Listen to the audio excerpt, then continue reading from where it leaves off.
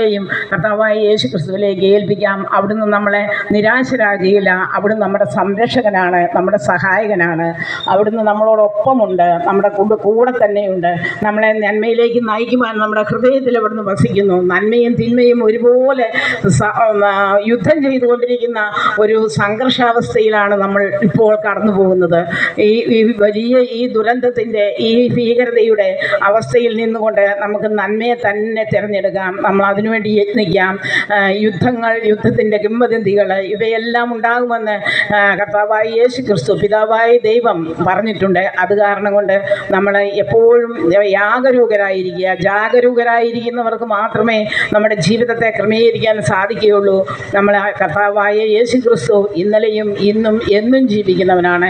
ആ ജീവിക്കുന്നവനായ ദൈവത്തോടു കൂടിയായിരുന്നു കൊണ്ട് നമ്മൾ നമ്മുടെ ജീവിതത്തെ ജാഗരൂകതയോടുകൂടി മുന്നോട്ട് കൊണ്ടുപോകാനായിട്ട് പരിശ്രമിക്കുകയല്ല ചെയ്യേണ്ടത്, കൊണ്ടുപോകണം നമ്മൾ. എന്നാലേ നമുക്ക് നിത്യജീവിതത്തിൽ അവകാശമുള്ളൂ. നമ്മൾ നിത്യ നരകാഗ്നിയിലേക്ക് പതിക്കുവാൻ കർത്താവായ യേശു ക്രിസ്തു ഒരിക്കലും ആഗ്രഹിക്കുന്നില്ല. ഒരു കുഞ്ഞ് ജനിച്ച് വീഴുന്നതിന് മുമ്പ് തന്നെ അവനെ അറിഞ്ഞവനാണ് ദൈവം. അതുകൊണ്ട് അവനെ കർത്താവിന് വേണ്ടി ഒരുക്കിക്കൊണ്ടു പോകുവാനായിട്ട് നമുക്ക് എല്ലാവർക്കും ഒന്നിച്ച് പരിശ്രമിക്കണം.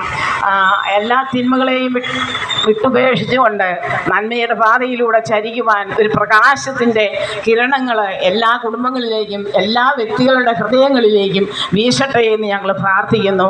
അവിടുന്ന് പറയുന്നു, അവിടുത്തെ നോക്കിയവർ ലജ്ജിതരാകുകയില്ല, അവർക്ക് പ്രകാശമുണ്ടായിരിക്കുമെന്ന്. ആ പ്രകാശത്തിലാണ് നമ്മൾ ആയിരിക്കേണ്ടത്. അതുപോലെ തന്നെ അവിടുന്ന് വാഗ്ദാനങ്ങളിൽ വിശ്വസ്തനാണ്, പ്രവൃത്തികളിൽ കാരുണ്യവാനുമാണ്. അവിടുന്ന് പ്രവർത്തിക്കുന്നത് നമ്മുടെ നന്മയ്ക്ക് വേണ്ടിയുള്ള പ്രവർത്തനങ്ങളാണ്.